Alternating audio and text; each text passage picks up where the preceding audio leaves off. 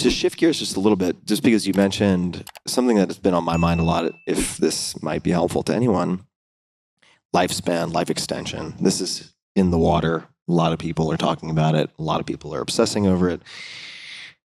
And a lot of folks are mostly like tech males, if I'm being frank, but a lot of people are interested in not dying. So there is that.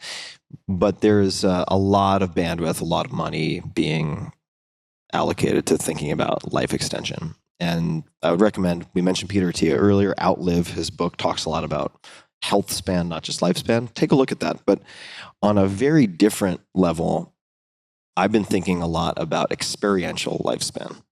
So I think most people in this audience have probably experienced varying degrees of time dilation, where maybe you go on an extended hike, maybe you take a few days to do X, Y, and Z. Maybe it was during COVID because of everything that was changing minute to minute, where you have, for periods of time, an increased frame rate.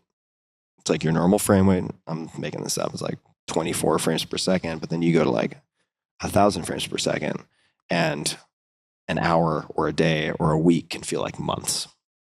So I've been thinking a lot about how you can engineer that and schedule that in your life.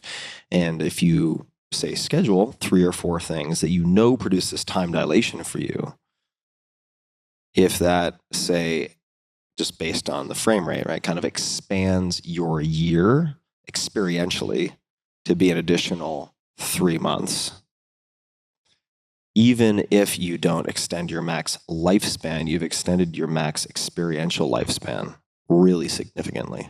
So what are your strategies for that? What is your, like, we all agree, like, as you get older, like, it seems like time is just compressing and going faster and faster. Yeah, like, there are a few things, and there's a great article from Johns Hopkins University Magazine called Awestruck, which I actually put on my blog because it resonated with me so clearly. I recommend people check that out because I do think awe, and there are assessments, of course, for ranking your experience of awe in different environments, but it's worth thinking about because I do think it correlates to this time dilation.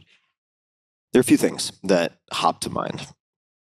For me, extended time off the grid in, say, mountainous environments seem to produce that.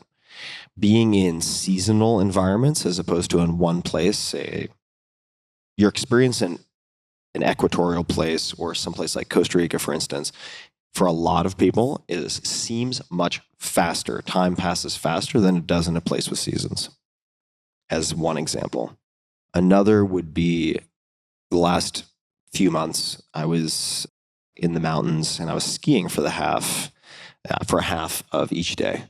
And you're changing locations a lot. And people have probably experienced this, where if you're at South by Southwest and you change locations, you go to 10 different places in one day, even if that's just 8 hours, it feels longer than if you're sitting at your kitchen table pecking away at email for that equivalent period of time. The experience of time is different.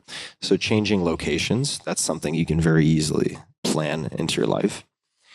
There's certain states, of course. I mean, I'm not going to recommend this. It is, like I mentioned, contraindicated for a lot of people, but certain psychedelic experiences certainly can produce this. But it's not exclusive to that at all, right? If you've been, for instance, places that have a pervasive feeling of vastness, for instance, Montana, you go there, or Alaska, it just feels bigger, like the sky and everything seems vaster. And that has an effect on your sensory experience that changes, I think, for me at least, my perception of time.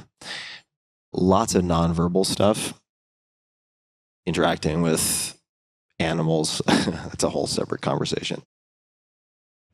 I'm thinking of Those Ace wolves. Ventura, Pet Detective, with like the birds landing on his arms. Yeah, my experience with the wolves, certainly. So there are ways that you can engineer this, but I think that the most practical way to go about it is just to look back at the last 2 years, identify where you experienced these peak moments of awe, and try to figure out what the characteristics are, the shared characteristics. I think this is a major unlock because, frankly, humans have been trying to figure out the code of immortality and the fountain of youth forever. It hasn't worked yet.